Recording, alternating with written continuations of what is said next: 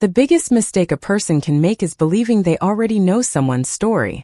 The first thing anyone noticed was the flashing blue lights cutting through the gray morning like a warning no one expected to hear. Commuters standing beneath the weathered bus shelter instinctively stepped back. Coffee cups paused halfway to their lips, conversations fading into uneasy silence as a patrol cruiser rolled to a stop beside a woman waiting quietly near the posted route map. She wore a navy business suit, sensible black heels, and carried a worn leather briefcase that looked more practical than expensive. There was nothing flashy about her appearance, nothing that demanded attention, and perhaps that was exactly why no one imagined what would happen next.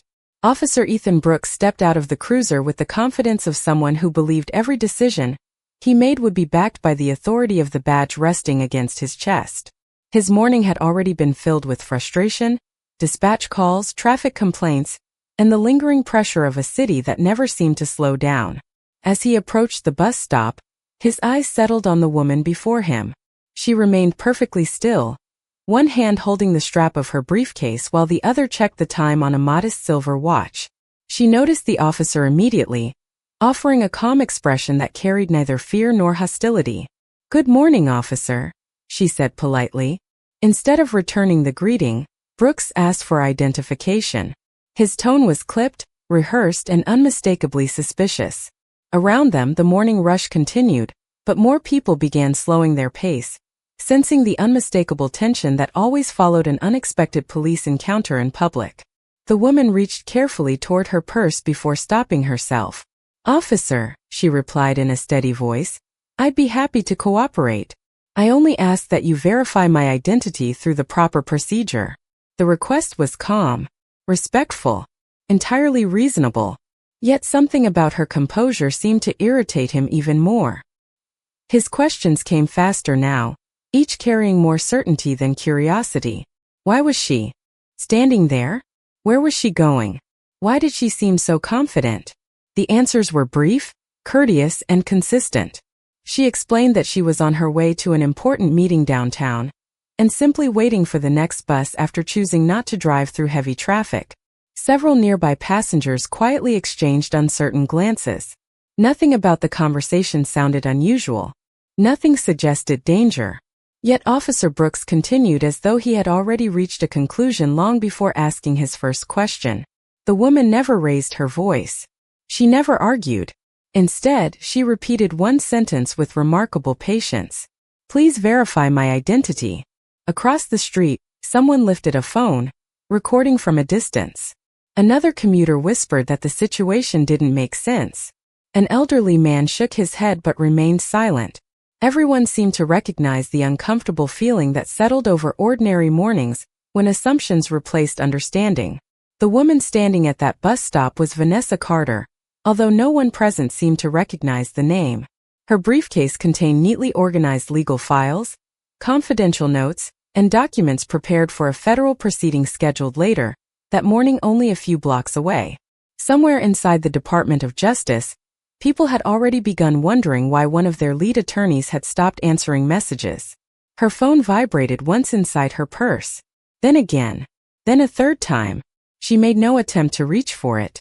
Instead, she kept her eyes on Officer Brooks, speaking with the same calm dignity that had never left her voice. She understood something few others did in that moment. Truth often arrives quietly, but when it finally speaks, it changes everything. 25 minutes earlier, the city had looked completely ordinary. Washington had awakened beneath a blanket of low clouds that softened the outlines of government buildings and turned the morning sunlight into a pale silver glow. Office workers hurried across intersections with paper cups of coffee warming their hands while buses hissed to a stop every few blocks before disappearing into another stream of traffic. It was the kind of weekday morning that rarely made headlines because everything seemed to move exactly as expected. Vanessa Carter preferred mornings like this. Predictable mornings allowed her to think clearly before stepping into courtrooms where every word carried weight. She left her townhouse before sunrise, choosing a tailored navy suit that reflected professionalism rather than status. Her neighbors knew her as polite, punctual, and remarkably private. Few realized that behind her calm smile was one of the sharpest legal minds in the Department of Justice. She never believed respect came from expensive clothes or official titles. She believed it came from preparation, patience, and treating every person with dignity. Before locking her front door, she glanced once more at the leather briefcase resting beside her. Inside were carefully organized case files, handwritten notes, and several confidential documents connected to a federal corruption hearing scheduled later that morning. Months of investigation had led to this single day. Entire careers, public trust, and years of careful legal work rested on what would happen inside that courtroom. As she walked toward the nearest bus stop, her phone rang. The caller identification displayed the name of her deputy. Vanessa answered with her usual calm voice. The conversation lasted less than a minute. Everything was ready. The witnesses had arrived. Security had completed its preparations. The judge intended to begin exactly on schedule. Her deputy offered to send a government vehicle, after learning that traffic congestion had delayed several official drivers. Vanessa declined with a gentle laugh. She told him that the city bus would be faster than waiting for another car to fight through downtown traffic. After ending the call, she slipped the phone into her purse and continued walking beneath rows of old maple trees, whose leaves swayed gently in the cool breeze. She enjoyed these quiet moments before long days filled with legal arguments and difficult decisions. They reminded her that titles disappeared the moment someone stepped outside an office. At the bus stop, only a handful of strangers waited beside her. A college student reviewed class notes. An elderly couple quietly discussed weekend plans. A construction worker checked the weather forecast on his phone. Nobody recognized Vanessa, and she preferred it that way. She stood near the route map, watching buses arrive and depart while reviewing the hearing schedule in her mind. Her phone vibrated again with another message asking whether she needed transportation. She smiled softly but ignored it, knowing she would arrive with time to spare. Across the street, another patrol vehicle rolled through the intersection before disappearing around the corner. Vanessa barely noticed it. She had spent her career believing that public institutions functioned best when ordinary people trusted them. She still believed that. She simply had no way of knowing that within minutes an ordinary morning would become the most talked about event of the day, transforming a quiet bus stop into the beginning of a story that would force an entire city to question how quickly assumptions could overshadow truth. Officer Ethan Brooks had worn the badge for almost 12 years, and somewhere along the way confidence had quietly transformed into certainty. He believed experience allowed him to read people within seconds, long before conversations had the chance to reveal the truth. His supervisors often described him as decisive, while fellow officers admired how quickly he responded to situations. Ethan accepted those compliments without hesitation, because they reinforced an idea that had slowly become part of his identity. He trusted his instincts more than his questions. That Wednesday morning had begun before sunrise with back-to-back calls that left little room for reflection. A minor traffic collision had blocked one of the busiest intersections in the district. A report of suspicious activity near a convenience store had turned out to be nothing. Another dispatch involved a confused tourist who simply needed directions. None of the calls were extraordinary, yet together they created a quiet frustration that lingered beneath the surface. By the time Ethan climbed back into his patrol vehicle shortly after 8 o'clock, he felt as though the entire city expected him to solve problems before anyone else even recognized them. As he drove through downtown Washington, his police radio crackled with routine updates while pedestrians filled sidewalks leading toward federal buildings and office towers. Every face became another quick observation, another silent judgment made within seconds.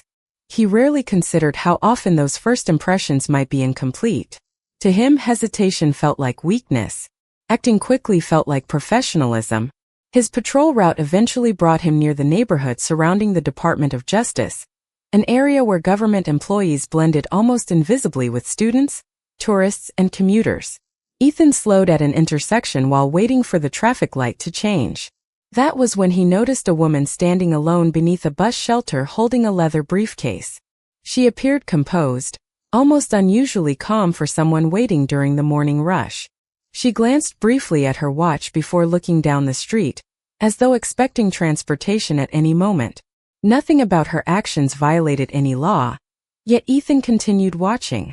Something about the scene persuaded him that it deserved closer attention, although he could not have explained exactly why. Instead of continuing through the green light, He turned the steering wheel toward the curb. His cruiser rolled quietly beside the bus stop until it came to a gentle stop. He stepped outside, adjusting the radio attached to his shoulder while observing the small group of commuters who suddenly became aware of his presence. Some looked away immediately. Others watched with cautious curiosity. The woman carrying the briefcase met his eyes with remarkable composure before offering a polite greeting that seemed entirely sincere. For just a brief moment, Ethan could have answered with the same courtesy and continued his patrol without another thought. Instead, he allowed his assumptions to guide the conversation before it had truly begun. Across the street, another city bus disappeared around the corner, leaving only the distant sound of engines echoing between office buildings. The morning breeze carried the scent of fresh coffee from a nearby cafe, while the stars and stripes outside a federal building fluttered gently above the sidewalk. Everything about the city suggested another ordinary workday. Yet standing only a few feet apart, neither Ethan Brooks nor Vanessa Carter realized they were about to become part of an encounter that would soon be discussed in courtrooms, newsrooms, and city council meetings across the nation, all because one man believed certainty was more reliable than verification. The silence around the bus stop grew heavier with every passing second. Conversations that had filled the sidewalk only moments earlier faded into cautious whispers as more pedestrians sensed that something unusual was unfolding. Vanessa Carter stood exactly where she had been waiting from the beginning, her posture straight, her expression composed, her leather briefcase resting comfortably at her side. She did not step backward. She did not raise her voice. She simply watched Officer Ethan Brooks with the calm confidence of someone who believed that facts would eventually matter more than assumptions. Ethan, however, had already convinced himself that he was asking the right questions. "I need to see your identification," he repeated, this time with greater authority. Vanessa nodded politely. "You certainly may verify my identity, officer. I only ask that we follow the proper procedure." Her answer was measured and respectful, but instead of easing the tension, it appeared to deepen Ethan's suspicion. He interpreted her careful choice of words as hesitation rather than professionalism. Around them, several commuters quietly exchanged uncertain glances. A young mother waiting with her son gently guided the child a few steps farther away. An elderly gentleman folded his newspaper but continued watching. Two office workers paused beneath the shelter, pretending to check bus schedules while listening closely to every word. Vanessa slowly explained that her identification was inside her purse and asked if she could retrieve it carefully. Ethan instructed her to wait. His tone became increasingly firm, and his attention shifted from gathering information to maintaining control of the situation. The difference was subtle, yet everyone nearby could feel it. The morning air remained cool, carrying the distant sound of city buses and construction equipment from several blocks away, but the bus stop itself had become strangely quiet. Vanessa maintained steady eye contact without appearing confrontational. "Officer," she said softly, "there is an important meeting waiting for me downtown. If you verify my identity, this misunderstanding can be resolved quickly." Ethan barely acknowledged her explanation. Instead, he focused on details that confirmed the conclusion he had already formed in his own mind. Her confidence, her calm demeanor, her refusal to appear intimidated. To him, those qualities seemed unusual rather than ordinary. Across the street, someone quietly began recording the encounter on a cellular phone. Another commuter lowered his coffee cup and whispered, "She has been respectful this entire time." Nobody interrupted. Nobody wanted the situation to become even more uncomfortable. Vanessa's phone vibrated again inside her purse, followed almost immediately by another notification. She glanced briefly toward the sound but made no effort to answer. Somewhere across the city, colleagues continued wondering why she had not arrived. Inside conference rooms, legal teams reviewed schedules without realizing that the attorney they were waiting for was standing beside a public bus stop surrounded by strangers. Ethan finally informed Vanessa that she would not be free to leave until he completed his investigation. His words caused several people nearby to exchange worried expressions. Vanessa took a slow breath before answering with remarkable restraint. "I understand your responsibility, officer. I only hope you understand yours." For the first time, Ethan hesitated for a fraction of a second. The sentence was neither argumentative nor emotional. It carried no anger and no threat. It simply lingered in the cool morning air with a quiet certainty that no one present would fully understand until the truth finally arrived. The minutes seemed to stretch far longer than they actually were. Traffic continued flowing through the intersection, buses arrived and departed, and office workers hurried toward buildings where another ordinary workday had already begun. Yet beneath the small glass shelter, time felt suspended. Vanessa Carter remained composed, her briefcase still resting beside her leg, her shoulders relaxed despite the growing circle of curious onlookers. She had spent her career teaching young attorneys that patience often revealed more than confrontation ever could, and now she quietly lived by the very lesson she had repeated for years.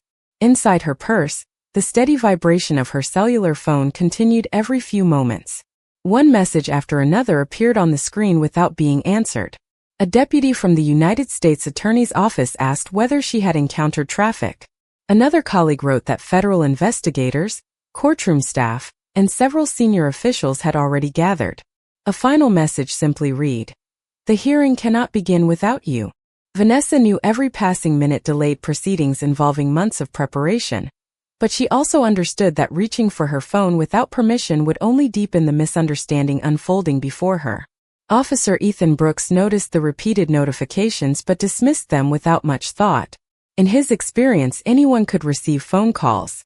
Anyone could claim to have important meetings.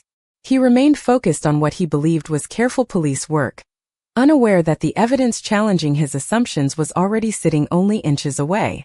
The leather briefcase carried a discreet gold-embossed seal that most people would never recognize, unless they had seen official federal legal materials before. A thick folder inside displayed neatly organized court exhibits marked for restricted distribution. Several documents carried signatures from senior officials within the Department of Justice. None of those details attracted Ethan's attention because he never looked closely enough to question the conclusion he had already reached. A gentle breeze lifted the corner of a folded legal memorandum that protruded slightly from the briefcase before Vanessa carefully secured it again. Across the sidewalk, a middle-aged woman quietly whispered to another commuter, "She does not seem nervous at all." The reply came just as softly, "She seems like someone who knows exactly who she is." Those words lingered unnoticed while another city bus slowed near the curb before continuing along its route, because no passengers stepped forward. The driver briefly glanced toward the gathering crowd, sensed the unusual atmosphere, and pulled away without asking questions. Vanessa looked toward the departing bus for only a moment before returning her attention to Ethan. "Officer," she said with the same calm voice that had never wavered, "there are several simple ways to verify my identity. Please allow the process to work." Her words contained neither frustration nor accusation. They reflected confidence in procedures she had defended throughout her legal career. Ethan answered with another instruction to remain where she was while he continued sorting through his own interpretation of the situation. Nearby, more cellular phones quietly appeared. Some people recorded openly while others simply watched with growing concern. No one shouted. No one attempted to interfere. They simply witnessed two very different forms of authority standing face to face. One authority came from a uniform. The other came from years spent defending the law itself. Neither the gathering crowd nor Officer Brooks realized that only a few blocks away an entire federal courtroom had already begun asking the same question. Where was Vanessa Carter? And why had one of the most important attorneys in the building suddenly disappeared without a word? The sound arrived before anyone saw its source. A black sport utility vehicle followed by two dark government sedans turned slowly onto the street and stopped near the crowded bus shelter with quiet precision. Their arrival did not bring flashing lights or dramatic announcements. Instead, several professionally dressed men and women stepped out with the calm urgency of people who already knew exactly whom they were searching for. The crowd instinctively shifted to one side, sensing that something important was unfolding. Officer Ethan Brooks glanced toward the vehicles with mild irritation, assuming someone had called supervisors to question his judgment. Vanessa Carter simply turned her head, her expression unchanged, as though she had been expecting this moment all along. One of the men walked directly toward her, carrying a slim folder beneath his arm. His pace was quick but controlled. The moment he reached the sidewalk, he looked first at Vanessa, then at Ethan, and finally at the gathering crowd. "Miss Carter," he said respectfully, "we have been trying to reach you for the last 15 minutes. The courtroom is waiting." Vanessa offered a small nod. "I was unable to answer my phone." The man understood immediately. Without another question, he turned toward Officer Brooks. "Sir, my name is Daniel Foster. I am Deputy Chief of Staff for the United States Attorney's Office." Ethan remained silent, uncertain whether he had heard correctly. Daniel continued in the same measured tone. "The woman standing before you is United States Attorney Vanessa Carter. She is scheduled to lead a federal corruption hearing this morning. Every senior official assigned to that proceeding is currently waiting for her arrival." For several long seconds, the only sound came from passing traffic. Even the commuters recording on their cellular phones lowered them slightly as the words settled over the sidewalk. Ethan looked from Daniel to Vanessa and then back again, searching for some indication that this was a misunderstanding. Daniel quietly opened the folder and presented official credentials, along with documentation confirming Vanessa's identity and assignment. The gold seal of the Department of Justice reflected the gray morning light with unmistakable clarity. Vanessa did not smile. She did not celebrate being proven right. She simply stood with the same dignity she had shown from the very beginning. One of the government attorneys beside Daniel carefully picked up her leather briefcase and handed it back to her with visible respect. Another staff member quietly explained that the judge had delayed opening statements because the lead prosecutor had unexpectedly failed to arrive. Several witnesses had already been seated. Federal investigators were waiting inside the courthouse. Every minute mattered. Around the bus stop, expressions changed almost instantly. The uncertainty that had filled the air gave way to stunned silence.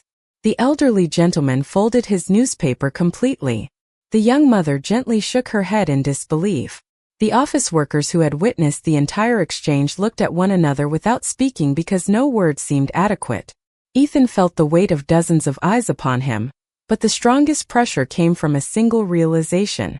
Every opportunity to verify Vanessa's identity had been available from the very beginning. She had never refused to cooperate. She had never argued. She had asked only one thing again and again. "Please verify my identity through the proper procedure." Those words now echoed far louder than any accusation ever could, and standing beneath the quiet morning sky, everyone present understood that the story had just shifted in a direction no one could reverse. By the time Vanessa Carter arrived at the federal courthouse, the story had already begun traveling faster than anyone inside the building realized. Several commuters who had witnessed the encounter uploaded short video clips showing only fragments of what had happened, but even those few moments were enough to raise difficult questions. Why had a respected professional repeatedly asked for her identity to be verified through proper procedures? Why had those requests been ignored? Inside the courtroom, the delayed hearing finally began, but conversations about the morning incident quietly spread through hallways, offices, and conference rooms. Senior officials requested written reports before the day was over. The Department of Justice reviewed the timeline minute by minute. The Metropolitan Police Department opened an internal administrative review to determine exactly how an ordinary commuter on her way to federal court had become the subject of such a public misunderstanding. Officer Ethan Brooks returned to his precinct carrying far more than paperwork.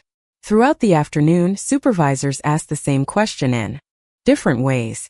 What objective facts supported his decisions? Which verification procedures had been completed? Why had multiple opportunities to confirm Vanessa's identity not been used? Ethan answered each question as honestly as he could, yet every explanation returned to the same uncomfortable reality. His conclusions had arrived before the evidence did. Meanwhile, investigators collected surveillance footage from nearby businesses, public transportation cameras, and recordings voluntarily provided by witnesses. The videos painted a remarkably consistent picture. Vanessa had remained respectful from beginning to end. Her requests had been calm. Her cooperation had never disappeared. Her only repeated statement had been the same simple request that everyone now heard with new understanding. Please verify my identity through the proper procedure. Legal analysts reviewing the incident reached another conclusion, just as significant. The issue extended beyond one delayed commute. Because Vanessa had been acting within the scope of her official responsibilities while traveling to federal proceedings, every decision made that morning carried broader legal implications. Civil rights attorneys examined whether established policies had been followed. Independent experts reviewed training standards, supervisory expectations, and documentation requirements. Public confidence became part of the conversation alongside legal responsibility. Within days, local news organizations, national commentators, and legal journals were discussing the incident. Editorial boards debated professional judgment, procedural fairness, and the importance of verifying facts before reaching conclusions. Community leaders called for additional training, focused on impartial decision-making and consistent application of departmental policies. The discussion was no longer centered on a single officer or a single attorney. It had become a larger conversation about trust, accountability, and the responsibility carried by every public servant. Months later, after extensive review and legal proceedings, the city agreed to resolve Vanessa Carter's civil claims through a settlement valued at $4.7 million.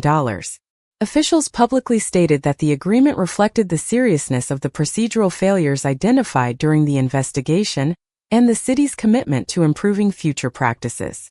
The financial figure captured headlines across the country, but those who had stood quietly at the bus stop remembered something far more important than any number. They remembered a woman who never raised her voice, never abandoned her dignity, and never stopped believing that the truth deserved to be verified before judgment was passed. In the end, the greatest cost was never measured in dollars.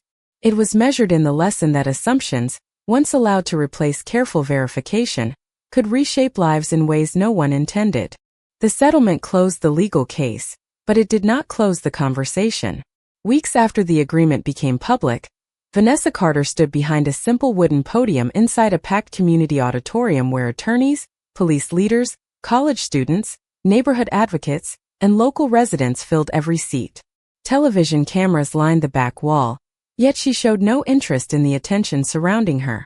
She had accepted invitations from countless national programs, but she believed the most important conversations happened face-to-face, inside the communities that trusted public institutions every single day. When the room finally became quiet, Vanessa looked across the audience with the same calm expression she had carried at the bus stop that unforgettable morning. She did not speak about revenge. She did not celebrate the settlement. She did not mention headlines or financial figures. Instead, she spoke about responsibility.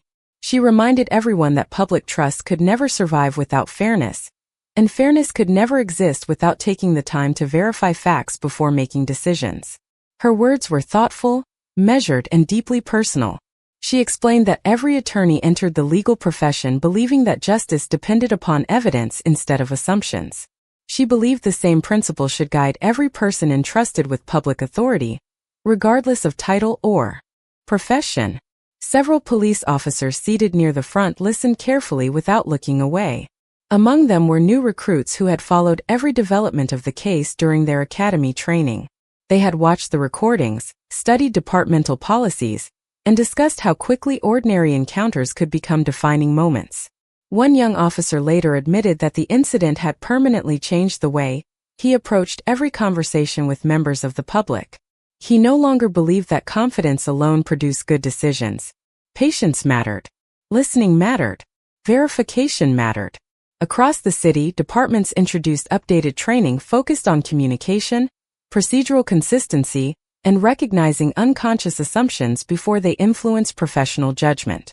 Supervisors emphasized that respect should never depend upon appearances, clothing, neighborhood, or first impressions. Community organizations partnered with law enforcement to organize listening sessions where officers and residents shared experiences that rarely found their way into official reports. Progress arrived slowly, but genuine progress often did. Vanessa quietly returned to her daily work after the attention faded. She continued prosecuting complex federal cases with the same discipline that had defined her career long before the cameras appeared. Colleagues noticed that she never allowed one painful experience to change the professionalism she brought into every courtroom. She still greeted courthouse security officers every morning. She still thanked administrative staff by name. She still believed institutions could improve when good people chose accountability over defensiveness. Sometimes, while walking toward the courthouse, she passed the same bus stop where everything had begun. Commuters came and went without recognizing its significance. Buses arrived on schedule. Office workers hurried toward another ordinary day. The shelter looked exactly as it always had. Yet for Vanessa it had become a quiet reminder that dignity was not something another person could give or take away. It was something carried within, even during moments when no one else seemed willing to recognize it. That truth stayed with her long after the cameras disappeared. Because lasting justice is measured not only by the outcome of a single case, but by the willingness of an entire community to learn from it. Months passed and the headlines gradually disappeared from television screens, newspaper front pages, and online discussions, just as they always seemed to do.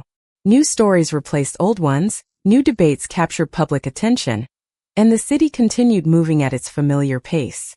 Yet some mornings carried memories that refused to fade. On a quiet autumn day, sunlight filtered gently through rows of maple trees as commuters gathered beneath the same bus shelter where everything had begun. Few people standing there knew its history. To most, it was simply another stop on another ordinary route. But for those who remembered, it had become a place where one simple decision had changed countless lives. Vanessa Carter paused there for only a brief moment before continuing toward the courthouse. She no longer thought about the settlement every day. The money had never been the victory. The attention had never been the purpose. What remained important was the lesson that had emerged from one ordinary morning, when patience had been tested and dignity had quietly refused to disappear. She looked at the familiar bench where strangers had once watched in silence and smiled softly, not because she had forgotten what happened, but because she had chosen not to let that moment define every day that followed. Across the city, Officer Ethan Brooks no longer viewed his profession through the same lens. The investigation, the difficult conversations, and the months of reflection had forced him to confront something training alone had never fully taught him. Experience was valuable, but humility was essential. Procedure existed for a reason. Verification was not an obstacle to good policing. It was the foundation of it. People who worked beside him noticed the difference. He listened longer before speaking. He asked more questions before reaching conclusions. He reminded younger officers that confidence without careful judgment could become its own kind of risk. Some lessons arrive through textbooks. Others arrive through consequences that remain long after the paperwork is finished. Years later, law students studying procedural fairness occasionally discuss the case in classrooms. Police academies use portions of the public record during ethics training. Community organizations pointed to the story as proof that accountability and professionalism could exist together when institutions were willing to examine their own decisions honestly. The event was no longer remembered because of the amount of money involved. It was remembered because it demonstrated how easily assumptions could overshadow facts, and how powerful simple respect could become when everything else seemed uncertain. Imagine standing at that bus stop on that cool Washington morning, watching two strangers speak while believing you understood exactly what was happening.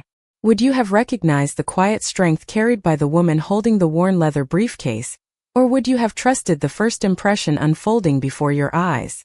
That question reaches far beyond one sidewalk, one city, or one profession. It belongs wherever people are tempted to judge before they understand. In the end, the badge represented authority, but character revealed integrity. The title represented achievement, but humility revealed wisdom. The settlement represented accountability, but the greatest victory belonged to the truth itself because truth did not need to shout to be heard. It only needed someone willing to verify it before deciding who deserved to be believed. And perhaps that is the quiet echo this story leaves behind. Justice does not begin when the courtroom doors open. Justice begins the moment we choose to see another human being before we see our own assumptions.